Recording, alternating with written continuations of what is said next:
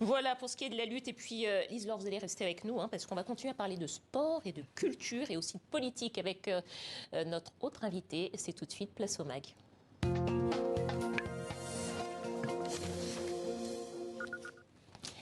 À quoi ressemblera l'Afrique en 2024? Les principales échéances politiques et électorales, les tendances à surveiller, les personnalités qui feront briller le continent et ce que cela signifie pour nous, pour les Africains. On va s'intéresser à toutes ces questions avec nos deux invités que vous connaissez bien. Seydi Kaba, bonsoir. Bonsoir. Analyste politique, habitué de nos plateaux et spécialiste du Sahel également. Et puis Lise-Laure Etia, on vient de vous voir, que nos téléspectateurs connaissent bien. Ce soir, ce n'est pas seulement la spécialiste de sport qu'on reçoit, mais aussi un grand témoin de l'actualité politique, sociétale, culturelle et sportive africaine que vous suivez depuis bientôt 30 ans. 30 ans, c'est ça. Pour TV5 Monde. Je dis pas. Voilà. Ensemble, on va examiner les perspectives de l'année pour le continent politique. Tout d'abord avec l'agenda des élections attendues. Tour d'horizon avec Darik El-Inglopi. L'Afrique va vivre une année 2024 placée sous le signe des élections. Sans compter les autres consultations, 9 présidentielles doivent avoir lieu sur le continent. Le 14 janvier, les regards seront rivés sur les Comores. Le président sortant, Azali Assoumani, est candidat pour la 4e fois. Il affrontera 9 prétendants à la magistrature suprême. Le second tour aura lieu le 24 février. Le 25, ce sera aux Sénégalais de se rendre aux urnes. Ils éliront le 5e président de leur histoire, alors que le président sortant, Macky Sall, a tenu sa parole et ne brigue pas un 3e mandat.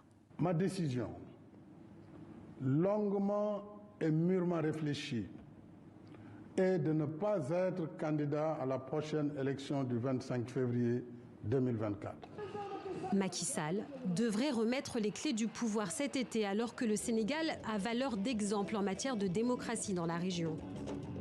En Afrique du Sud, dès le mois de mai, les élections générales seront déterminantes pour l'ANC. La formation politique de Nelson Mandela se déchire.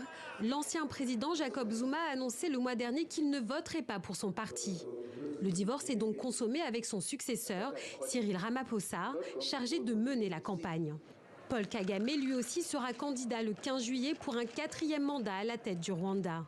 Il dirige le pays depuis 24 ans et sa réélection fait peu de doute selon certains observateurs. En Tunisie, le président Kais Saied remettra en jeu son mandat. Après l'adoption d'une nouvelle constitution en 2022, l'objectif est clair, réaffirmer sa légitimité en tentant de faire aussi bien qu'il y a 5 ans, et c'est 72,7% des suffrages. Le 7 décembre, la présidentielle au Ghana verra s'opposer Mahamoudou Bawumia, le candidat soutenu par le président sortant, Nana Akufo-Addo, à John Dramani Mahama, ancien chef de l'État. En décembre, les Algériens doivent se rendre aux urnes avec pour l'heure une inconnue. Le président Abdelmadjid Tebboune briguera-t-il un nouveau mandat? Pour l'instant, il n'a pas fait connaître ses intentions. Autre incertitude, Gabon, Mali, Guinée, Burkina Faso et Niger. Dans ces pays, les militaires ont renversé les pouvoirs établis. Désormais, reste à savoir quand des élections auront lieu. Seydi Kaba, 2024, on vient de voir les perspectives électorales. Selon vous, est-ce que on va quand même pouvoir assister à un ancrage démocratique ou bien est-ce que cette idée, vous semble-t-il, est plutôt en recul et risque d'être en recul en 2024? Oui, il y a quand même des élections à très fort enjeu. Dans un certain nombre de pays, il s'agit simplement de simples formalités puisque les jeux sont presque faits à l'avance. C'est le cas du Rwanda, c'est sans doute le cas du Comore. Mais dans d'autres pays, on assistera à des scrutins ouverts. Quand on prend le cas du Sénégal, où le président n'est pas candidat à sa propre succession, le cas de la Namibie, où le président n'est pas candidat à sa propre succession, dans ces cas, on peut espérer des scrutins ouverts où les élections peuvent être transparentes, libres et démocratiques. Et si cela se fait, ça peut justement participer à la consolidation de l'expérience démocratique en Afrique. Mais de façon générale, ces dernières années, on a assisté quand même à un recul de la démocratie, particulièrement en Afrique de l'Ouest, où on a vu revenir les coups d'État. Les coups d'État. Lise-Laure, d'ailleurs, quand vous regardez toutes ces images et quand vous avez la mémoire de ces 30 dernières années sur le continent africain, qu'est-ce qui vous, dans l'actualité, vous interpelle le plus ou vous inquiète le plus dans l'actualité qu'on vient de voir et dans ce qui pourrait se produire pour 2024? J'avoue que ce qui m'inquiète le plus, ce sont quand même ces coups d'État militaires militaire dont parlait à l'instant Sédic, parce qu'on ne sait pas quand est-ce que les élections auront lieu. Je vois beaucoup de jeunes descendre dans la rue qui sont très excités, les uns pour la France, les autres pour la Russie. Mais je retiens quand même aujourd'hui, ce qui me rassure, c'est que je suivais une émission sur l'une des chaînes burkinabé, une enseignante qui disait nous, on ne veut ni être pour la France, ni être pour la Russie, on veut qu'on nous respecte. Et je pense que d'entendre des voix comme ça peut être rassurant pour la suite. Donc c'est l'émergence du sentiment d'une nouvelle identité, appartenance africaine très forte. Voilà. Peut-être Sédic, en un mot, est-ce qu'il vous semble possible qu'il y ait à nouveau des coups d'État pour 2024 ? Ah oui, absolument. Je pense que à partir du moment où il y a une confiscation de la démocratie, les coups d'État ne viennent pas ex nihilo. Il y a des conditions de coups d'État. Si on ne prend pas garde à ne pas garantir la démocratie, des scrutins transparents, une justice indépendante, une société civile qui fonctionne, on crée les conditions de coups d'État et ce n'est pas les gens qui sont tentés par le coup d'État qui vont manquer. Dans des pays où il y aura une confiscation de la démocratie, une absence de volonté d'alternance, il est clair que des coups d'État peuvent encore se produire. Sur le continent africain, alors on a vu cette année beaucoup d'initiatives sur la scène diplomatique. Par exemple, il y a eu une tentative de médiation des pays africains dans cette guerre entre la Russie et l'Ukraine, ou encore tout dernièrement, l'Afrique du Sud a lancé une requête dans la Cour internationale de justice au sujet de la guerre menée à Gaza, de la guerre menée par Israël à Gaza. Selon vous, Sédic, est-ce qu'en 2024, l'Afrique peut prendre une place encore plus importante dans le concert des nations? Absolument, je le pense. Il y a aujourd'hui un contexte qui est favorable à l'affirmation d'une voix africaine. L'Afrique est courtisée. On a vu dans le cadre de la guerre en Ukraine, autant les Occidentaux que la Russie faisaient la cour à l'Afrique pour que l'Afrique leur apporte le soutien diplomatique. Dans le cadre de la guerre au Proche-Orient aussi, il y a aujourd'hui une fenêtre d'opportunité pour l'Afrique, pour qu'elle soit entendue, pour qu'elle soit mieux considérée.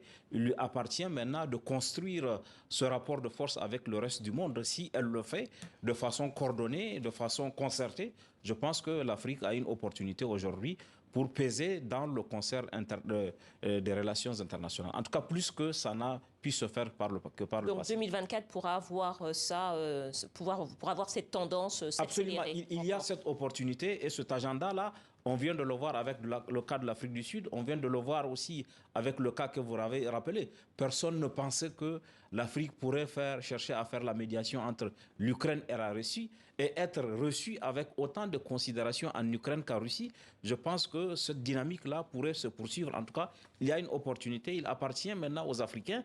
Cette année, nous n'avons pas eu à la présidence de l'Union africaine un pays qui a un point important, mais je pense que l'année prochaine, ça va être le cas et on pourra être beaucoup plus entendu qu'on ne l'a été jusqu'ici.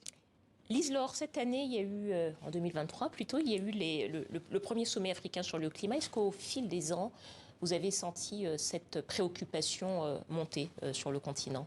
Oui, mais enfin, moi, je me souviens, par rapport à toutes ces questions environnementales, aux rencontres photographiques de Bamako, c'était en 2011. Elles étaient placées sous le signe de l'environnement et il y avait déjà de jeunes artistes et photographes qui sensibilisaient par leur travail des personnes sur la montée des eaux. On a vu des villages au Ghana, sur la pollution pétrolière dans la région du Delta. Tous ces sujets étaient déjà abordés par le travail des artistes. Par exemple, les déchetteries au Ghana, je me souviens d'un artiste burkinabé.